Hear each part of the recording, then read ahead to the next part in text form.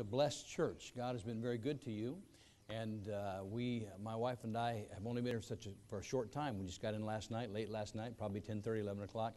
By the time we got into the missions department here, and then of course just to be here for the morning service. But we have been extremely blessed already to be here and to be able to meet your pastor and to be able to know about a little bit about the history of your church. You have a wonderful history. God has given you two pastors that I know of and I'm sure the one before, I think there have been three pastors in the history of the church, and you have been blessed, of course, Brother Stewart, and then now Pastor Brown, and for decades of faithfulness to the Word of God. And I believe you're set up, preacher, for a great 25-year history here. The next 25 are going to be just as good as the last 25, and God's going to continue to bless. And that's the hope and desire and heart of a pastor. We don't want the church to die with us. Not that we're going to die soon. After 25 years at Liberty, I don't plan to die anytime soon. I do plan to die unless Jesus comes, but not tonight. But we don't want the church. We want the church to keep on going and going into the future, continuing to do the things that God's called us to do. And I believe that at Liberty Baptist Church, we're set up for that. We called a man who was 30. Let's see, I was 65 when I left. How old was he? 36. 36 years old. The guy that came to take my place. And I turned 37 very quickly, and he got gray hair after 2.5 years of pastoring the church. In fact, he lost his hair. But he was 36 years old. But he was, when I told our people, and I recommended him, I said, listen, he's 36 years old. He's an old 36. What I mean by that is he's very mature. He's a mature 36-year-old. He's been around the block a few times and has been in full-time Christian service for over 17 years and been the administrative pastor, executive pastor on a large church staff, and God's using him in a great way there, and I thank the Lord for that. I appreciate it so very much. But we left the church in October of 2015 to start a new ministry called Barnabas 1040. Barnabas tells the what, 1040 tells the where. Barnabas is the man that's always coming alongside to help. You find him throughout the Gospels, throughout the book of Acts. He's coming alongside to help. And then 1040 tells the where. We want to be a help in the 1040 window. I've got a little video that will introduce a little bit of this. It's my wife made this video a couple of years ago. It was whenever we were just getting started. We are now working in 11 different countries. We support 34 different church planters in 11 countries, but at this time I believe we were in 8. And just give you a little video, a little bit of an explanation of kind of seeing what we do through Barnabas 1040, and then we're going to jump right into the Word of God.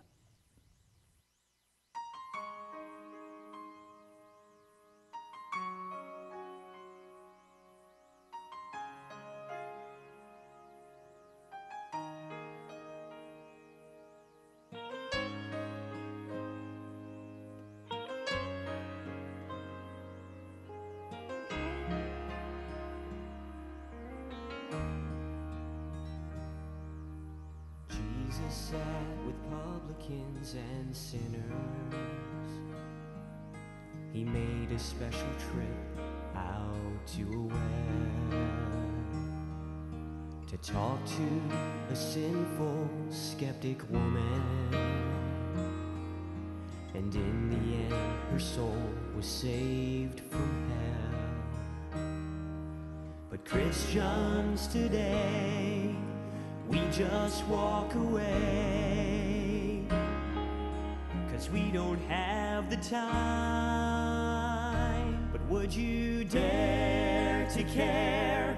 Would you dare to share the message of salvation to a lost and dying world? And would you dare to care? Would you dare to share? This hopeless world doesn't have a prayer unless we dare to care.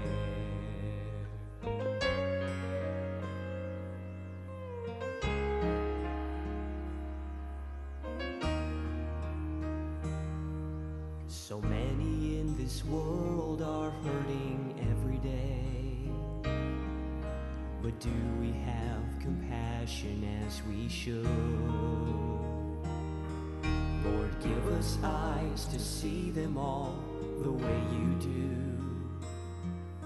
Then maybe we will care like Jesus would. Lord, use my life to reach the lost. I'll pay the price, I'll count the cost. 'cause they don't have much time. So would you dare to care? Would you dare to share the message of salvation to a lost and dying world? And would you dare to care? Would you dare to share? This hopeless world doesn't have a prayer unless we dare to care. Don't fear for their faces, inside they're crying out for someone to show them what life is all about. So would you dare to care? Would you dare to share the message of salvation to a lost and dying world? And would you dare to care? Would you dare to share the message of salvation to a lost and dying world? And would you dare to care? Would you dare to share? This hopeless world doesn't have a prayer. God knows this world doesn't have a prayer unless we dare to care. So will you dare to care?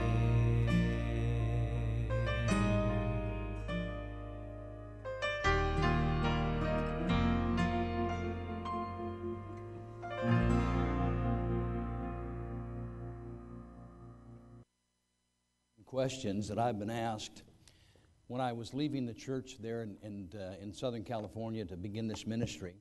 The three questions that my pastor friends asked me the most were, number one, what are you doing?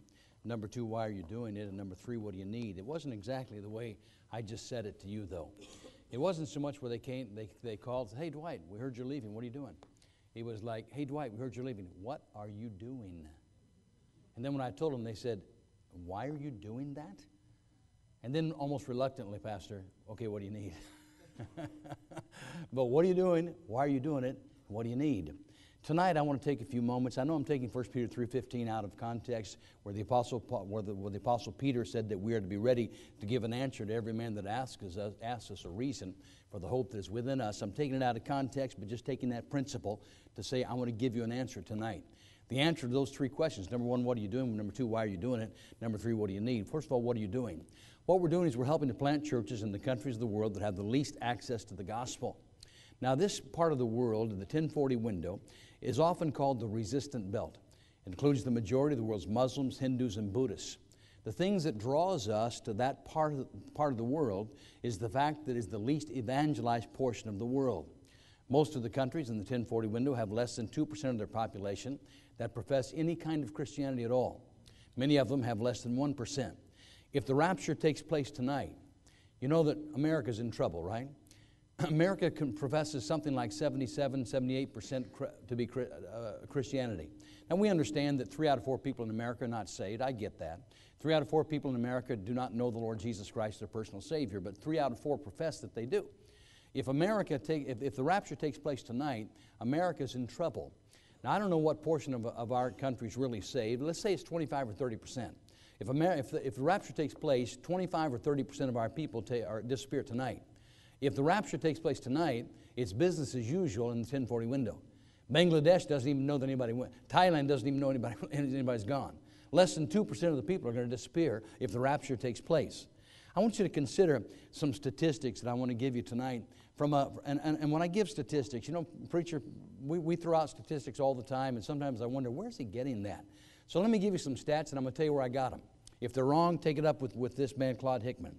The book is called How to Live Living Your Best Life, and How to Live Your Life on Purpose, How to Live Your Life on Purpose by Claude Hickman. Here's what he said. He was giving statistics about missions, and he said this: Iran has 1 missionary for every 3 million people. India has 1 missionary for every 2 million people. Vietnam has 1 missionary for every 2 million people. Now, not only are these people unreached, they're unengaged. Not just unreached. unengaged. In other words, they're part of that group where they're lost, but no one is looking for them. Hickman goes on with these statistics. Now, notice the contrast here. Hickman says this. Mexico, by contrast, has one missionary for every 2,300 people. Peru has one missionary for every 240 people. Brazil has one missionary for every 276 people. Argentina has one missionary for every 180 people. Now, I'm not preaching against going to Mexico or Argentina or Brazil. I'm just simply saying, do you see the imbalance here? You see the difference? We are sending people to areas to the neglect of other areas. I'm not against sending missionaries to those areas, and if God calls you to go there, go there. What I'm saying is we have an imbalance. The issue is not being lost. If a person dies and goes to hell from Milton, Florida, he is still in hell, right? What difference does it make where you lived before you went to hell? You're still there. But if a person dies and goes to hell from Milton, Florida, he dies and goes to hell from a place where there are churches that are looking for him. The issue is not being lost. The issue is being somewhere where you don't have access to the gospel.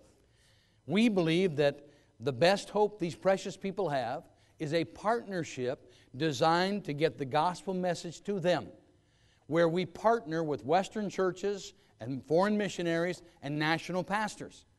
We believe that we've got to pull these national pastors into the picture and help them to be able to reach their own people. It just makes sense.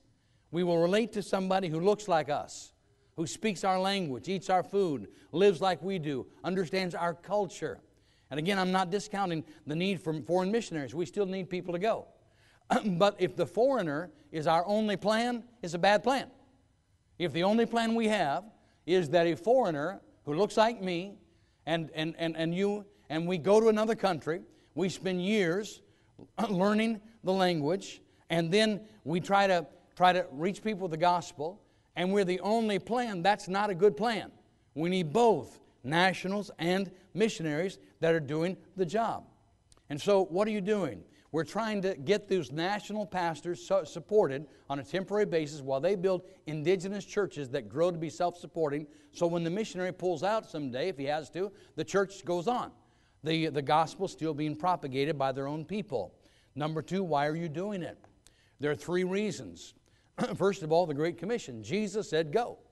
Jesus said, go into all the world, preach the gospel to every creature. We believe that this is the command. God has commanded us to take the gospel the gospel to every nation. Every saved person this side of heaven owes the gospel to every lost person this side of hell. I'm going to say it again. Every saved person this side of heaven owes the gospel to every lost person this side of hell. They say, Dwight, why are you doing this? It's the command. It's the command. Why do you need a call if you have a command? God told us to go. There are 5 commands in the Bible to go. There are none to stay. People say to me all the time, well, I just don't feel called. I say, hey, give me your number, I'll call you. I mean, what do you mean you don't feel called? You've been commanded. I understand that God has a certain place for you, and I'm not discounting the call, but we have emphasized the call oftentimes as an excuse not to obey the command. We are called and commanded to go to the entire world. God loves the entire world. He says, go into all the world, the Great Commission. Dwight, why are you doing this? First of all, God's command. Secondly, I believe with all of my heart that God has uniquely prepared my wife and I for this particular ministry. I believe I'm doing what I was created to do. Look at Proverbs chapter 24, if you would please. I believe that for all of our ministry, my wife and I have been married for 46 years. I believe in our 46 years of marriage, and I believe in our 45 years of ministry. God has been preparing us for what we're doing right now. I believe God has a plan for my life, and I'm doing what God has called me to do. And by the way, I believe God has a plan for your life as well. I don't believe it's just mine. I believe it's yours. God has been preparing you for His work, for whatever it is He wants you to do. And I believe that if you don't follow that plan, if you miss it, it's not God's that's going to lose. It's you that lose. You lost out on the opportunity to do what God had prepared you to do. I believe I'm prepared for this ministry. Look at Proverbs chapter 24, if you would, please. And I want you to look with me very carefully at a couple of verses. Proverbs chapter 24 and verse 11. Now, God is going to paint a picture here. He's like he's setting the stage. And He sets the stage with these questions. And I want you to get the picture. Here's the painting. If thou forbear to deliver them that are drawn unto death, and those that are ready to be slain. Now let's stop right there. The word forbear means that you forbear. You don't do it. You say, I'm not going to do this. You step back. You have an opportunity. You could deliver them, but you're not. You forbear to deliver those that are ready, that are drawn unto death, ready to be slain. So the picture that God paints here is that there's a group of people that are about to die, and you could help them. They're going to die. They're ready to be slain. They're drawn into death. They're going to die. You could help them, but you forbear. Now let me ask you a question. Why would anybody do that? Why would somebody forbear when you could help? I mean, somebody's going to die, and you're there, you're watching, you see it, you could do something about it. But you say, I'm not going to. Why would somebody do that? This is not just kind of a theoretical, philosophical question to me. Something very similar to this actually happened in our life. My wife and I got married at a very early age, and we met when we were 20, and by the time I was 21, man, I had her at the altar. Man, I know a good deal when I see it. The first time I laid eyes on my wife, I fell in love with her. Now, let me say this to you. I do not believe, teenagers, are you listening? Teenagers, where you at? All the teenagers in the room. I do not believe in love at first sight. There's no such thing as falling in love at first sight. It doesn't exist. Kids, you listening? It doesn't exist. So don't be going home. Don't be going home to your mama and your daddy and saying, oh, I saw him. Oh, I'm so much in love. Oh, I got to marry this man. Don't be doing that. Guys, kids, don't be going home and tell your parents, oh, Dad, oh, man, she's so hot. I saw her. I'm in love. She's the one. No, don't do that. There's no such thing as love at first sight. It doesn't exist.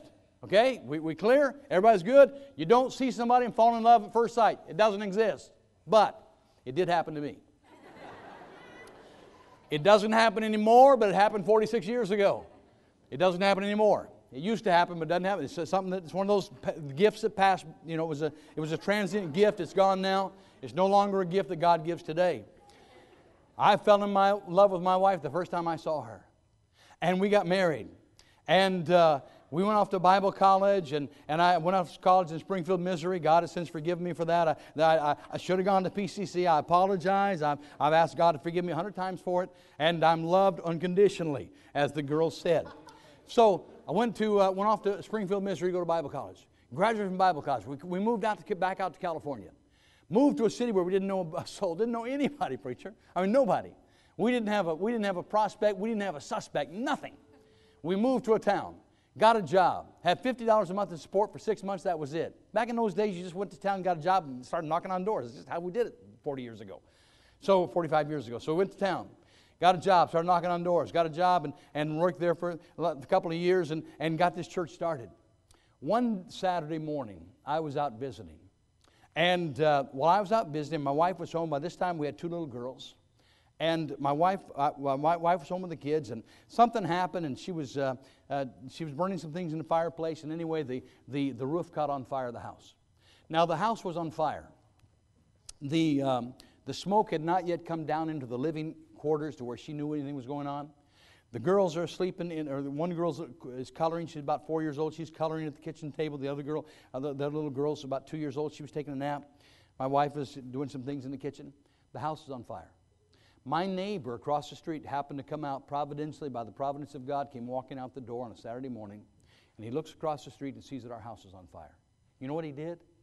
He ran across the street. He opened the door. He did not knock. He grabbed the door. He ran into the house, and he started yelling, "Hey, the house is on fire! Get out!" My wife was in the kitchen. She comes running in. Our neighbor standing in the living room yelling, "Get out of the house! It's on fire!" She goes over and she grabs the baby out of the bedroom. He ran over. He grabbed our little 4-year-old up in his arms, and he said, "Is there anybody else in the house? Get out. Get him out of the house." They ran out of the house, went back across the street. He went into his house. He called the fire department. Fire department came. My wife and children literally could have died that day, were it not for the fact that my neighbor saw what was going on, and he said, I'm going to do something about it. Now, why would he not? Right? I mean, why would he not do what he did? It was the right thing to do. The house was on fire. Somebody had to step in and do something. And my neighbor did something. What if he had done nothing? And that day, my wife and 2 children could literally have died. And I came home that day. And I came home, and I could have come home and everything was gone. And my neighbor said, yeah, I saw your house on fire. I thought, man, that's strange. You don't see that very much in this neighborhood. Well, not my problem. I think I'll go eat a donut Saturday morning. Read the newspaper, watch cartoons, whatever guys do on Saturday morning. No, of course not. God paints a picture and He says, there's a group of people, they're about to die. And you forbear. You could deliver them, but you don't. Why not? Your Bible's open, Proverbs chapter 24. Could we go on to verse 12? Here's the excuse. If thou sayest, behold, we knew it not. You know why these people are not going to help? They said, hey, we didn't know. We didn't know. Dwight, why are you doing this? Let me tell you something. I know. I've been to the Philippines several times. You have wonderful churches in the Philippines. You have some of the finest churches in the world.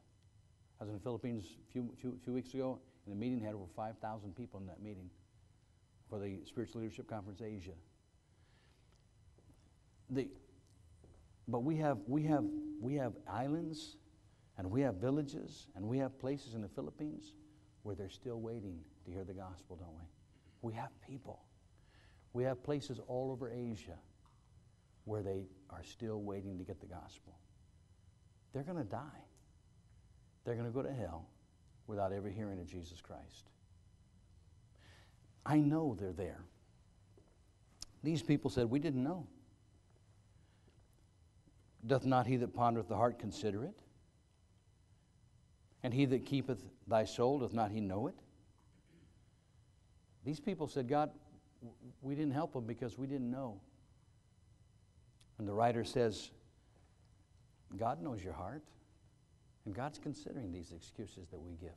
I'm not trying to put you on a guilt trip about this. I'm just trying to answer the question, why are you doing this? I know they're there. I've walked in their villages. I've been in their homes. I've seen with my own eyes the darkness. I've seen the power that false religion has upon people. I cannot plead ignorance. Why are you doing this? I don't know how not to do this. For me personally, I don't know how to stay in America. I'm not against staying in America. Somebody needs to stay in America. You need to stay in America, Pastor. Don't be getting up tonight and resigning. Stay in America. The church needs you. The city needs you. But for me, my time in America is done. My time pastoring is done. I cannot forbear. There's another reason. Not only do I feel that the Great Commission commands us to go, and God has been preparing me for this, and I really feel this. As we were approaching the age of 65, now you don't have to leave your church when you're 65. I didn't need to leave our church. It wasn't like, the deacons were coming to me and saying, hey, preacher, you've been here 25 years, you're going to be 65 pretty soon, what are you going to do? I mean, our people were fine. We were happy. Nobody was looking at my replacement. But in my heart, I began to think about things, and here's for some reason, here's what I started seeing. In my mind, it was like this. It was like, you remember when you were in high school and you had to get the quarter-mile track and you had to go 4 laps around the track to get the mile in? I began to look at it, and I said to my wife, I said, sweetheart, I've been 3 times around the track. She looked at me and said, no, honey, you've been 3.5 times around the track, at least. No, she didn't say that. That's what you're thinking. But I thought, you know, I've been 3 times around the track. I got one more lap. I'm entering the last lap of my life in ministry. What am I going to do with it? I can stay at Liberty. It's a good church. We had $18 million worth of property. It's a beautiful place. We're 4 miles from the beach. I mean, it's a great, sweet deal. You know, it's a nice place.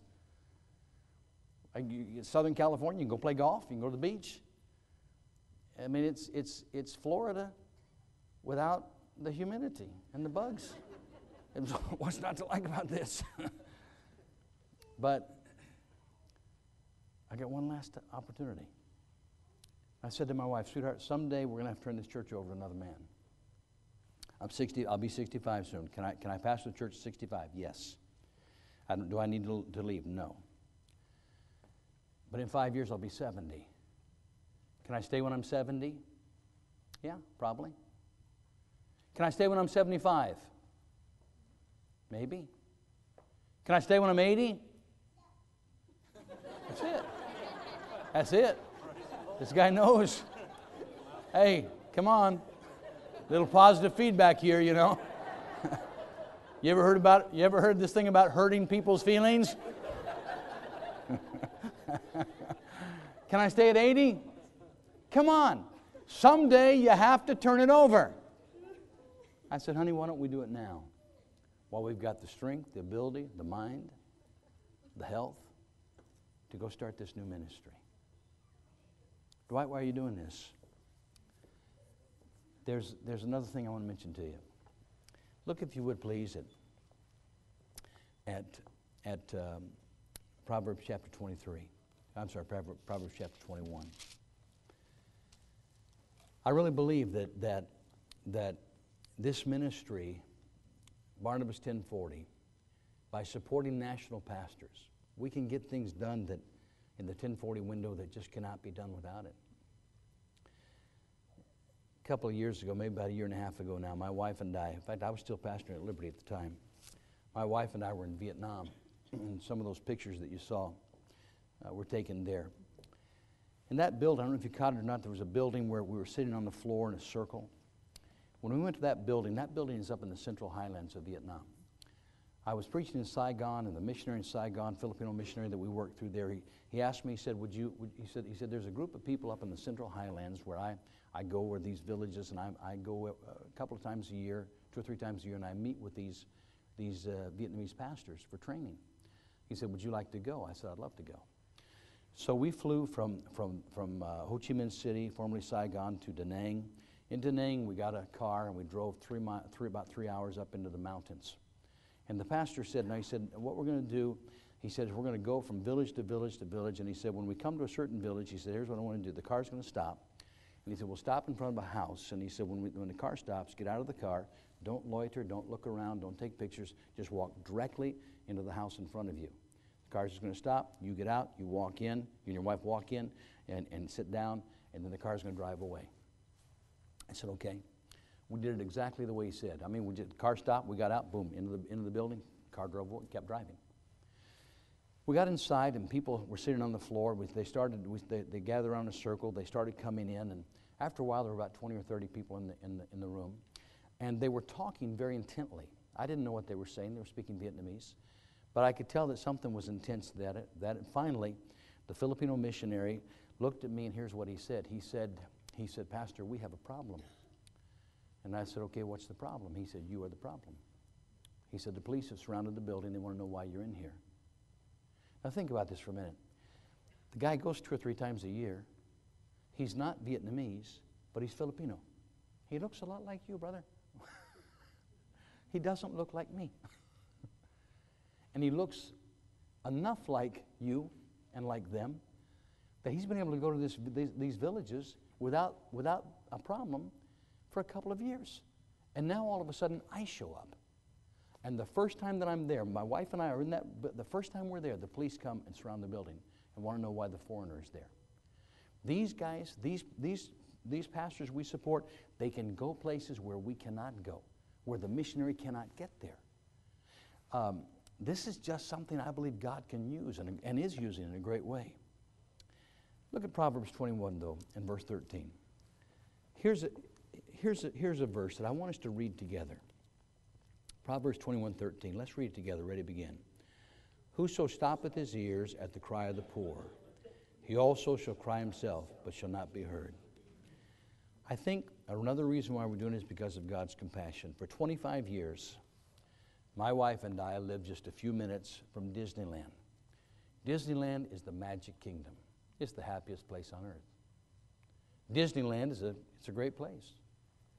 But everybody knows that Disneyland is not real.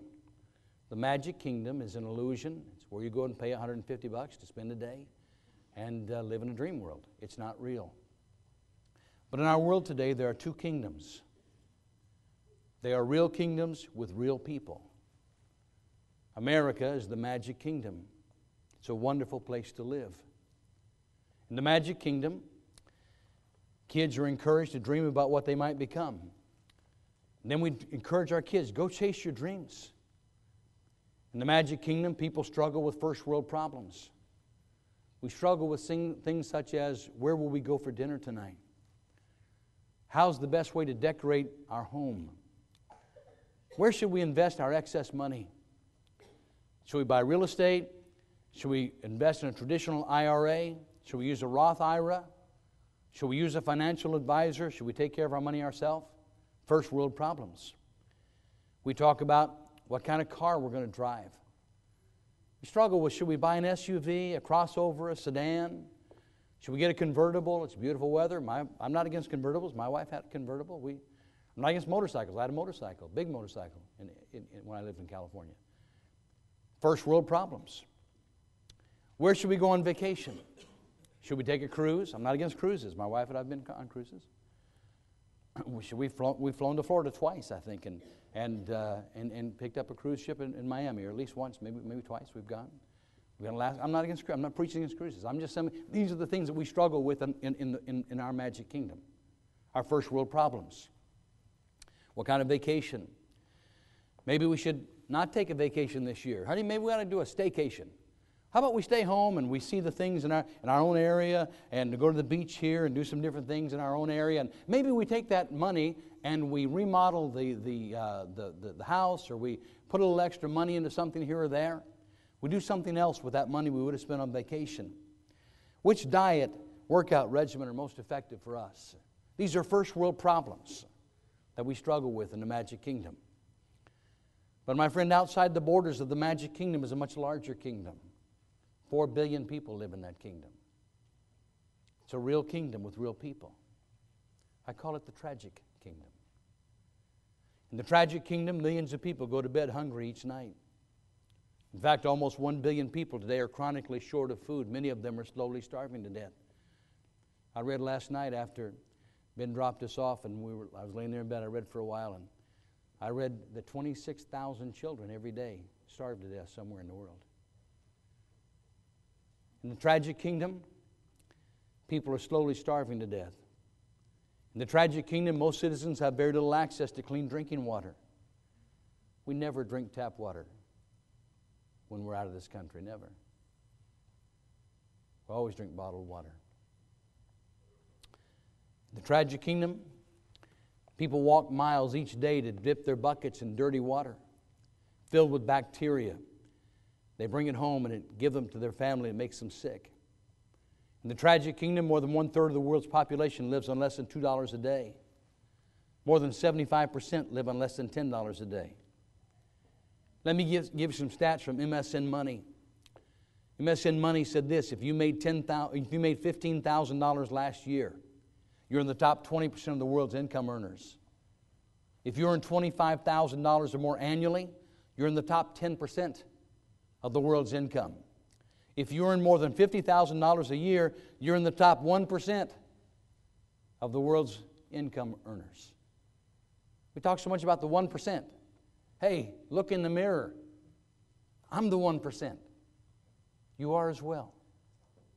If you made $50,000 last year, you're in the top 1%. In the tragic kingdom, Christians are beheaded. Little girls are taken as slaves and given to ISIS soldiers. In the tragic kingdom, people sell their little girls to men who tell them they'll be taken somewhere to receive an education. to get a job, but they're not.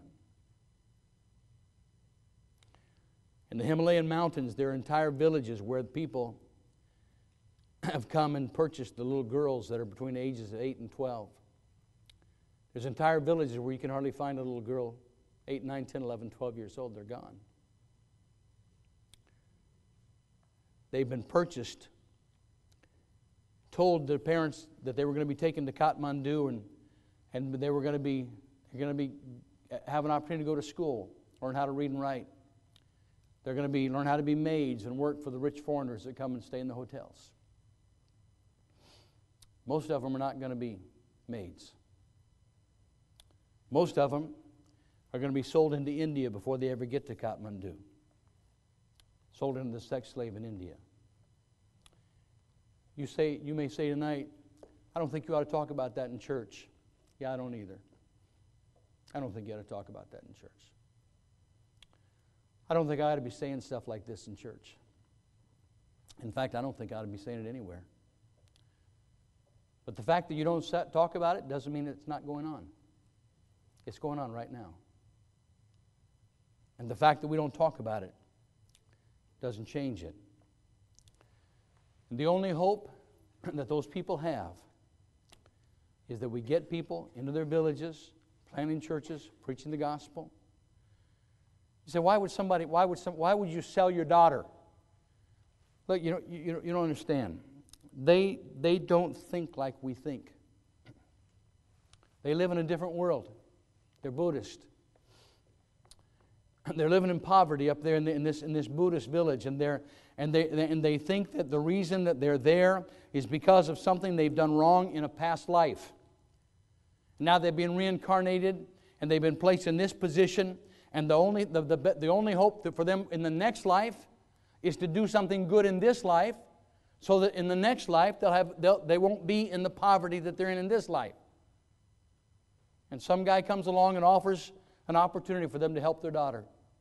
Your daughter can't go to school here, but we can take her to the capital, and we can let her go to school, and she can learn to read and write, and she can get a job, and she can be a maid, and she can have a better life. And I love my daughter.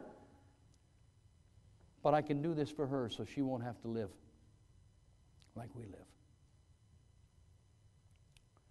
They don't have a pastor. They don't have a church. They don't have a Bible. They don't have a God they can get on their knees and pray to and say, "Dear God, please help me. I don't know what to do." They're just there. And this stuff just goes on over and over and over and over again. But if we can get the gospel to them, and we can change the way they think, and we can get them a Bible, and they can know that they have a God who loves them and they can pray to. You see, if you had financial problems here in your church, you can network. If you lose your job, you can network with other people in the church. People can be praying for you. You can say, hey, look, give me your resume. I know somebody. They don't have that. It's not that they hate their children. It's not that they don't love them. It's that they don't think like we think. They don't have our background. The tragic kingdom is by and large a place of hopelessness. It's a very large kingdom. Billions of people live in this kingdom. I'm afraid that we have become so comfortable that we can no longer hear the cries of the poor, the oppressed, and the lost. We don't hear them anymore. We drown it out with all the noise of all the junk around us. I ask you tonight, why has God blessed you? Why has God allowed you to live in America, to live in the magic kingdom, to have what you have, to have the things you have? Why has God blessed you? Biblically, the reason God blesses us is always to be a blessing. Genesis chapter 12. God says to Abraham, "In thee, Abraham, I will bless you, and in thee shall all the nations of the earth be blessed." I bless you to be a blessing to others. Why has God allowed your standard of living to just keep on going up? Why has God blessed you so much financially? When my wife and I got married, we had nothing, and then God blessed us and blessed us and blessed. Now think about this for a moment. Has God really blessed you financially so that your standard of living will just keep going up? Or maybe does God want your standard of giving to increase? You understand that God will give to you what He wants to give through you? God sometimes gives to us because He wants to give it through us. Not just to us. We are blessed to be a blessing. We're not blessed just to keep it. What are you doing? Why are you doing it? Number 3, what do you need? Very quickly, I need 2 things. I need what all your missionaries need. Here's what I need. I'll be very honest with you. Here's what I need. I need for you at West Florida Baptist Church to be a strong, united, biblical Baptist church. That's what I need.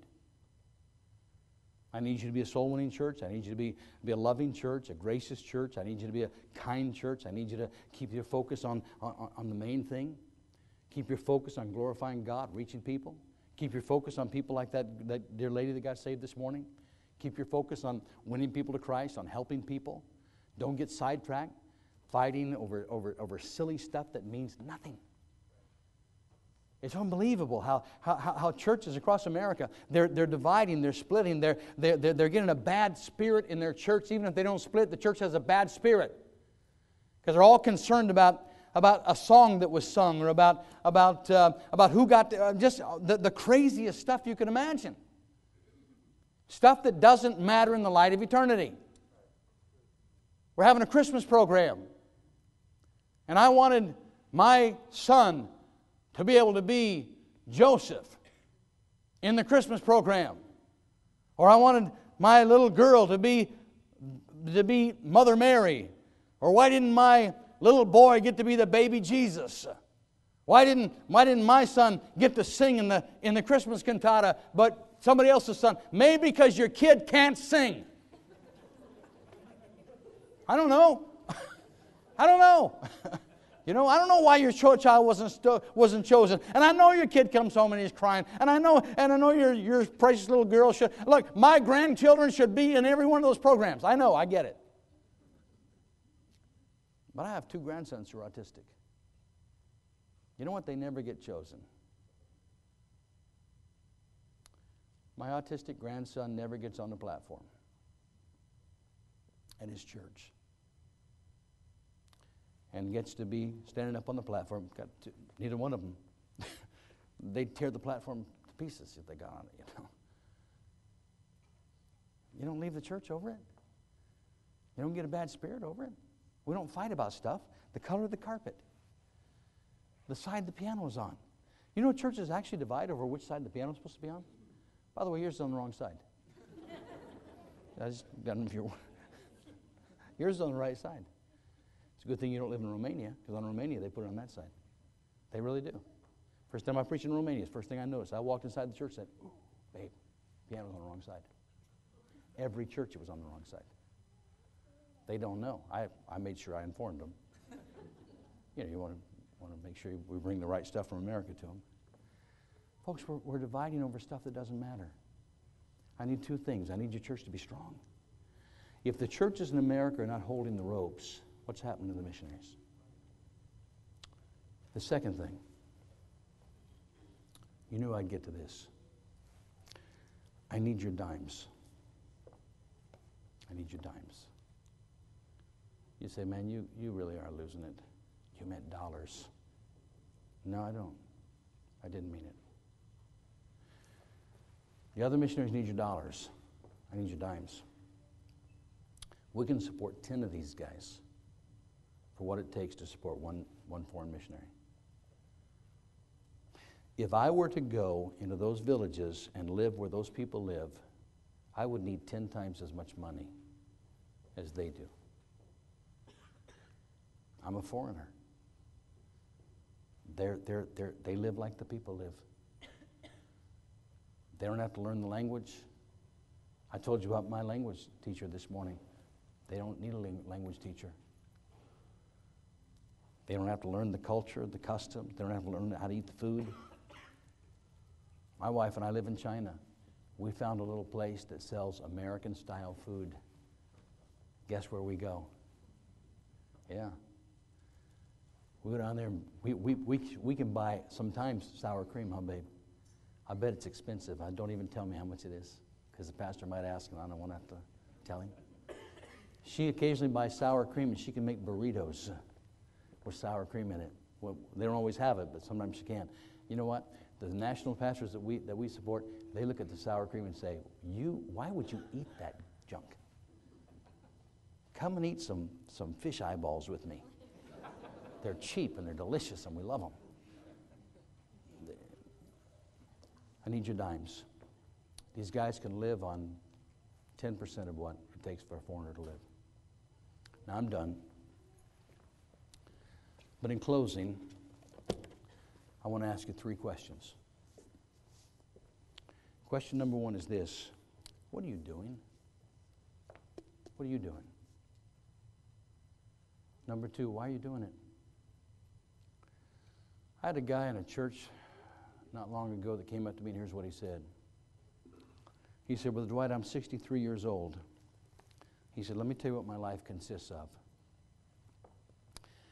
I get up in the morning, I go to work, I come home at night, I eat dinner, I watch TV, I go to bed, and the next day I do it again. I go to work, I come home, I watch TV, I eat dinner, and I go to bed.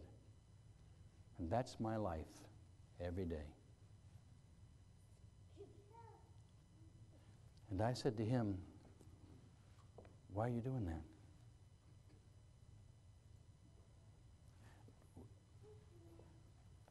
And I'm not again, the problem's not going to work, coming home, eating dinner, and watching TV. There's nothing wrong with going to work, nothing wrong with eating dinner, nothing wrong with watching TV. It's the why are you doing it? Why are you doing that?